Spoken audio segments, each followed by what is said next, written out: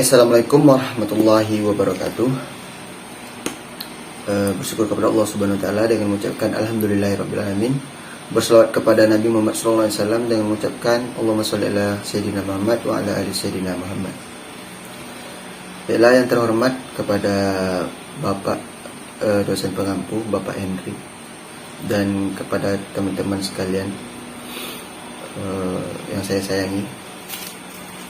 Sebelumnya saya meminta maaf kepada Bapak terkhususnya karena saya pada kali ini membuat video atau menjawab soal ujian dari Bapak itu menggunakan baju kaos. Soalnya Pak, baju yang formal saya ini masih di laundry Pak, mohon maaf yang sebesar-besarnya Pak. Baik, saya akan menjawab soal UTS yaitu sebanyak 5 pertanyaan. Soal yang pertama yaitu ada beberapa macam teori di dalam kajian sosiologi hukum keluarga. Sebutkan dan jelaskan. Baik. Yang pertama itu ialah teori struktural fungsional. Apa itu teori struktural fungsional? Menurut teori ini,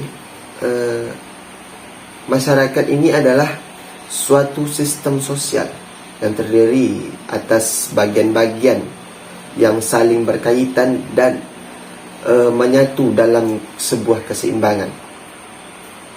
Perubahan ini bisa terjadi pada suatu bagian dan perubahan ini akan menyebabkan atau mempengaruhi dan membawa perubahan pula terhadap bagian-bagian yang lain. Lalu yang kedua, teori konflik.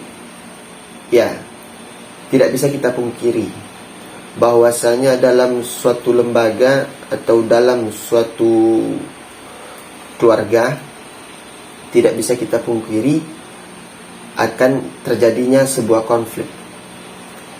Kenapa?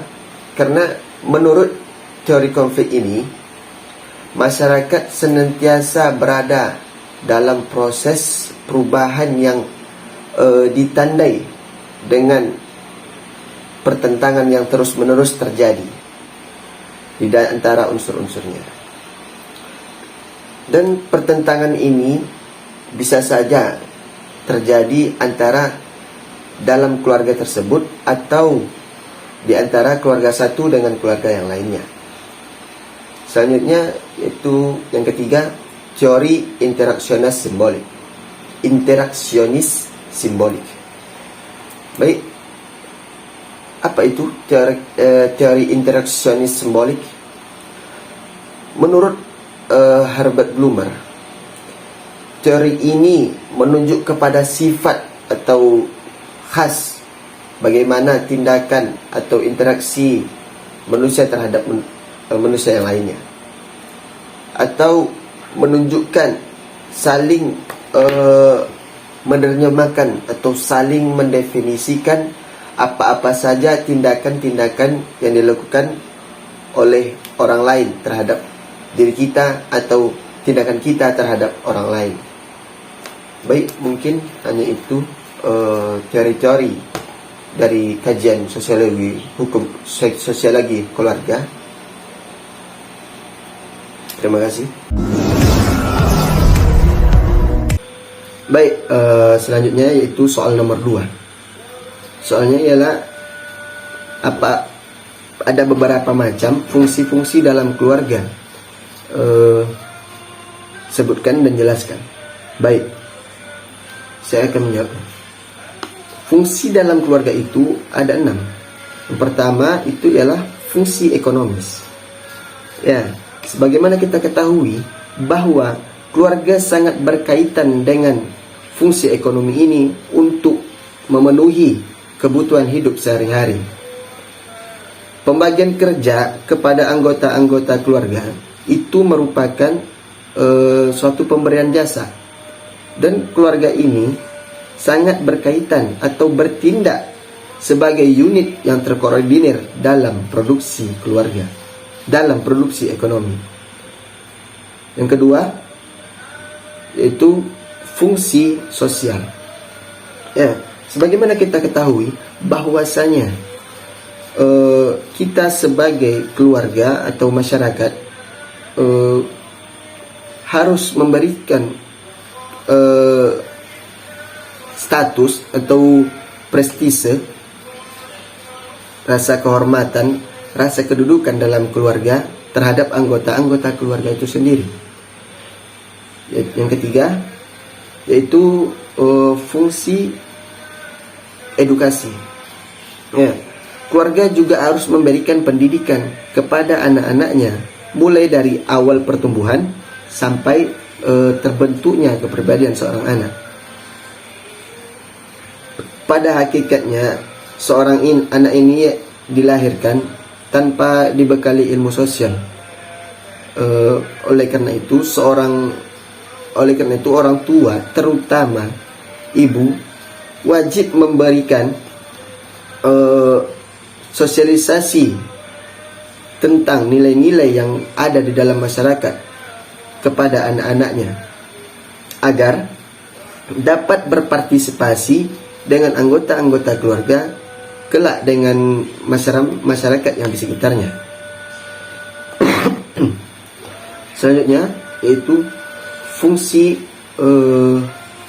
keamanan. Ya, keluarga juga memerlukan fungsi keamanan ini karena keluarga melindungi dari ancaman-ancaman fisik, ancaman ekonomis, psikososial dan lain sebagainya. Pada hakikatnya seorang anak yang masih kecil atau keluarga-keluarga yang lemah sangat membutuhkan perlindungan, terutama dari seorang ayah atau kepala keluarga. Yang kelima yaitu fungsi rekreasi. Ya, fungsi rekreasi ini juga penting di dalam sebuah keluarga. Kenapa?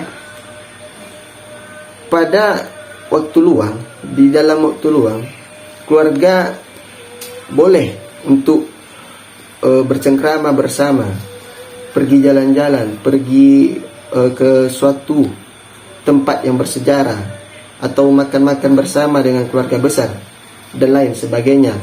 Semua itu untuk rekreasi yang tujuannya menyenangkan diri atau menyenangkan keluarga tersebut. Yang terakhir yaitu fungsi reproduksi. Ya, fungsi keluarga yang terakhir yaitu ialah fungsi reproduksi, yaitu keluarga memberikan kasih sayang dan melahirkan keturunan. Fungsi ini sangat menentukan keberlangsungan hidup manusia serta melanjutkan keturunan. Cinta dan kasih sayang sangatlah penting di dalam keluarga. Karena apa? Karena tanpa cinta dan kasih sayang, keluarga ini jauh dari kata atau jauh dari kalimat sakinah, mawaddah warahmah. Mungkin cukup sekian yang dapat saya sampaikan dari soal yang nomor 2. Terima kasih. Selanjutnya saya akan menjawab soal yang nomor 3, yaitu soalnya ada beberapa faktor yang mempengaruhi pertumbuhan individu. Sebutkan dan jelaskan. Baik, faktor yang pertama yaitu faktor genetik dan keturunan. Seorang anak akan mewarisi genetik dari orang tuanya. Misalnya warna kulit, warna rambut, warna mata, bentuk tubuh, bentuk wajah, atau lain sebagainya, dan banyak lagi. Itu merupakan faktor genetik yang diwarisi oleh orang tua kita. Selanjutnya yaitu faktor hormon. Berdasarkan biologi, ya, di tubuh manusia ini terdapat kelenjar tubuh yang berbeda-beda fungsinya, dan juga hormon yang ada di dalam tubuh manusia ini sangat mendukung proses perkembangan, serta pertumbuhan terhadap manusia itu sendiri.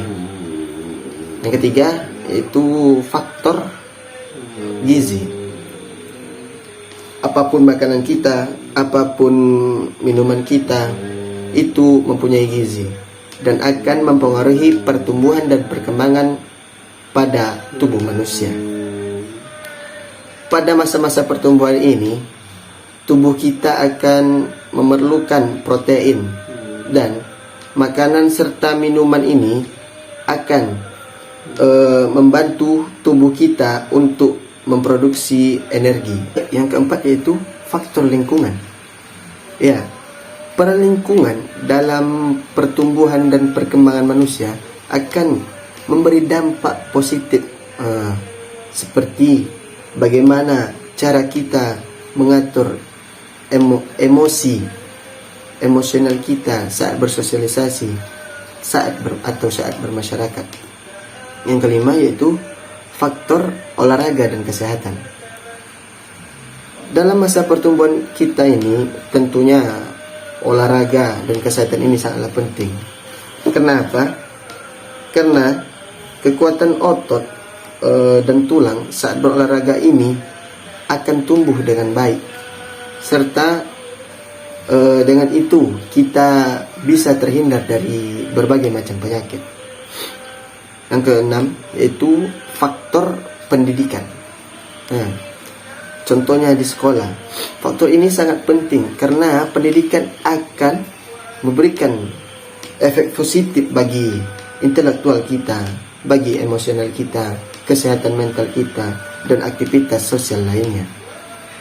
Baik, mungkin hanya itu yang dapat saya sampaikan dari jawaban soal yang nomor 3.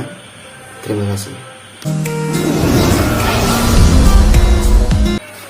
Baik, selanjutnya saya akan menjawab soal yang nomor 4, yaitu pertanyaannya, ada beberapa teori perubahan sosial, sebutkan dan jelaskan. Baik,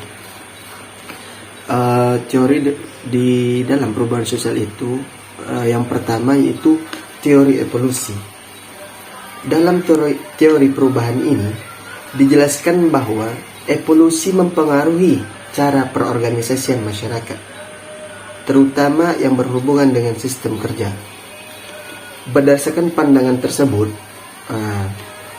Tunis berpendapat bahwa masyarakat berubah dari tingkat peradaban yang sederhana ke tingkat yang lebih kompleks. Yang kedua yaitu teori siklus. Teori ini ialah perubahan-perubahan yang harus melewati tahapan-tahapan yang dilalui oleh masyarakat, atau perubahan sosial sebagai suatu hal yang berulang-ulang. Apa yang terjadi sekarang akan memiliki kesamaan dengan apa yang terjadi di zaman dahulu. Yang ketiga yaitu teori fungsionalis. Teori fungsionalis ini itu adalah setiap elemen masyarakat memiliki fungsi terhadap masyarakat lainnya. Perubahan yang muncul di suatu masyarakat ini akan menimbulkan perubahan pada bagian yang lain pula. Dan yang keempat yaitu teori konflik. Teori konflik ini adalah setiap masyarakat akan menghadapi konflik setiap perubahan sosial yang ada di masyarakat. Baik, mungkin hanya itu teori-teori di dalam perubahan sosial. Mudah-mudahan bermanfaat. Terima kasih. Baik, selanjutnya saya akan menjawab soal nomor 5, yaitu sebutkan dan jelaskan proses terjadinya perubahan sosial. Proses terjadinya perubahan sosial itu terbagi menjadi 4. Yang pertama itu difusi. Difusi ini adalah suatu proses penyebaran unsur-unsur kebudayaan yang meliputi ide-ide, keyakinan, unsur-unsur kebudayaan dan sebagainya dari individu ke individu lain, dari masyarakat satu ke masyarakat yang lain. Difusi ini terbagi menjadi 2, yaitu yang pertama difusi intramasyarakat. Difusi intramasyarakat ini ialah difusi yang memiliki unsur kebudayaan antar individu atau golongan dalam suatu masyarakat. Yang kedua yaitu divisi antar masyarakat. Difusi antar masyarakat ini ialah difusi yang memiliki unsur kebudayaan dari satu masyarakat ke masyarakat yang lainnya. Yang kedua, proses akulturasi. Akulturasi ini ialah sebuah proses sosial yang timbul apabila suatu kelompok manusia dengan kebudayaan tertentu dihadapkan dengan unsur-unsur kebudayaan asing, dan itu lambat laun akan diterima dan diolah ke dalam kebudayaan sendiri tanpa menghilangkan sifat khas dari kebudayaan sendiri tersebut. Yang ketiga, proses asimilasi, yaitu proses sosial tingkat lanjut yang timbul apabila terdapat golongan-golongan manusia yang memiliki latar belakang kebudayaan yang berbeda-beda, saling berinteraksi dan bergaul secara langsung dan intensif dalam waktu yang lama. Yang keempat yaitu proses akomodasi. Akomodasi ini adalah suatu pengertian yang digunakan oleh sosiolog untuk menggambarkan suatu proses dalam hubungan-hubungan sosial. Dalam hubungan-hubungan sosial yang sama artinya dengan pengertian adaptasi yang dipergunakan oleh ahli-ahli biologi untuk menunjuk pada suatu proses di mana makhluk hidup ini menyesuaikan dirinya dengan alam yang di sekitarnya.